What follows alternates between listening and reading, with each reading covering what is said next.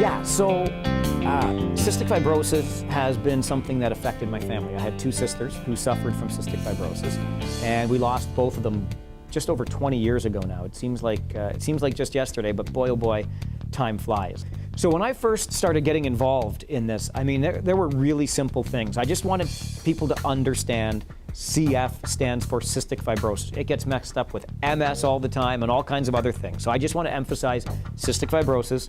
What does it mean? What does it do? Who's it affecting? There are people in your own community that are affected by this and that kind of thing. Each and every year, nationally, there is something called the Great Strides Walk.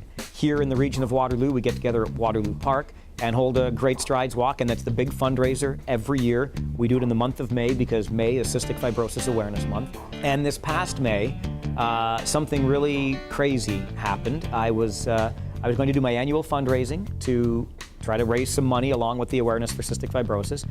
I thought to myself, okay, I'm gonna hire myself out. So whatever odd job that you want to have done, you can hire me to do it, and whatever you want to pay me, it's completely up to you. That money goes to cystic fibrosis instead of course, to me. So I thought it would just be an interesting way to, give somebody value or a different value, or just instead of me coming out and saying, please donate, I'll give you something in return. And I kind of figured, if they want to have their car washed or their lawn mowed, they'd pay me more than the average person because it's going to charity.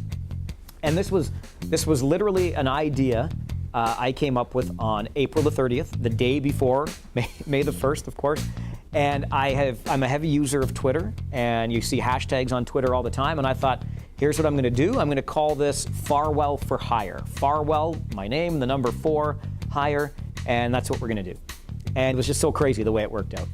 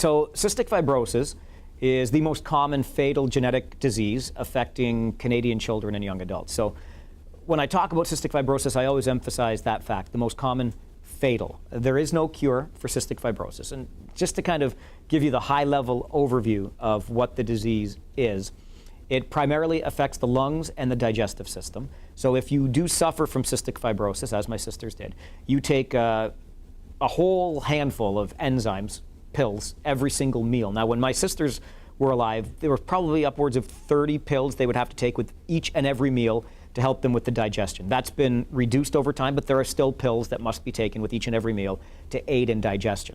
As far as the impact on the respiratory system, there are treatments that are done. Two different kinds. One is what you would look at or consider to be like a standard oxygen mask that fits over your face. That mask is filled with medicines that help to clear your nasal passages and clear out your lungs. And there's also a percussion.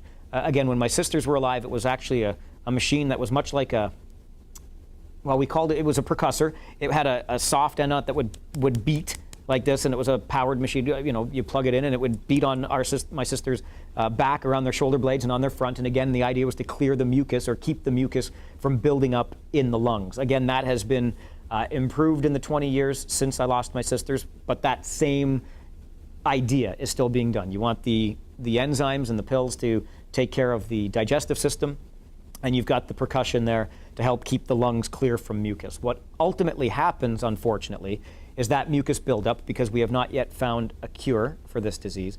The mucus will build up to the point that essentially it chokes you to death and you can no longer breathe. So that's kind of the overview, the high-level overview. I'm no doctor, but that's what happens essentially to somebody that suffers from cystic fibrosis.